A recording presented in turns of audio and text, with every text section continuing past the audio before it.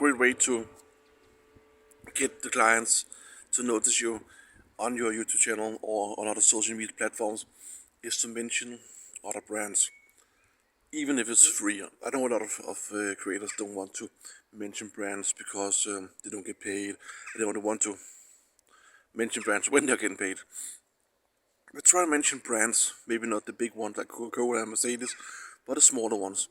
Those who sell tech stuff, those who sell software, etc.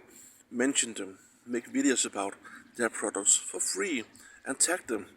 Or send them the video link, hey, I made this, I hope you like it. And that's it. That way, the brands you're making the content of, the videos of, will notice you, start noticing you. But also other brands, they see that you're able to make decent or maybe even great videos about brands in general. And that way you will attract more brands to your content, which may turn into paid brands and sponsor deals, etc. Try it.